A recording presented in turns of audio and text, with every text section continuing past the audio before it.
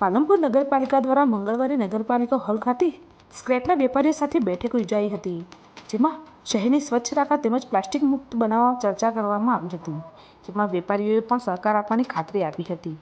પાલનપુર શહેરને સ્વચ્છ રાખવા તેમજ પ્લાસ્ટિક મુક્ત બનાવવા માટે મંગળવારે પાલનપુર નગરપાલિકા હોલ ખાતે પાલિકા પ્રમુખ ચિમનલાલ સોલંકી, ચીફ ઓફિસર જીગરભાઈ પટેલ, ઉપપ્રમુખ નાગજીભાઈ દેસાઈ, કારોબારી ચેરમેન પિયુષભાઈ પટેલ અને સેનિટેશન ચેરમેન પાર્થભાઈ ઠાકોરની ઉપસ્થિતિમાં સ્ક્રેપના વેપારીઓ સાથે બેઠક યોજવામાં આવી હતી, જેમાં શહેરને સ્વચ્છ રાખવા તેમજ પ્લાસ્ટિક મુક્ત બનાવવા માટે ચર્ચા કરવામાં આવી હતી, જેમાં વેપારીઓએ પણ સંપૂર્ણ સહકાર આપવા માટે પાલિકાના અધિકારીઓ અને પદાધિકારીઓને ખાતરી આપવામાં આવી હતી, તેમજ શહેરને પ્લાસ્ટિક મુક્ત કરી કાપડની થેલીઓનું વેપારીઓ દ્વારા વિતરણ કરવા પણ ખાતરી આપી હતી.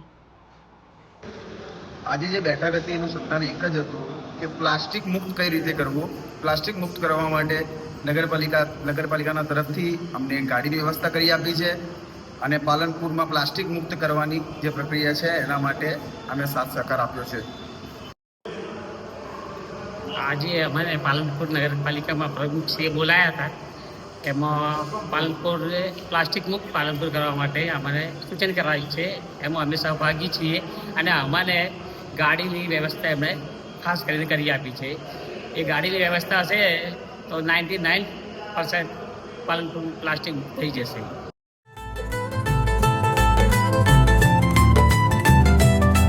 चलो मिलकर कर ये वादा सफाई में न होगा था, हम सबका बस एक ही सपना,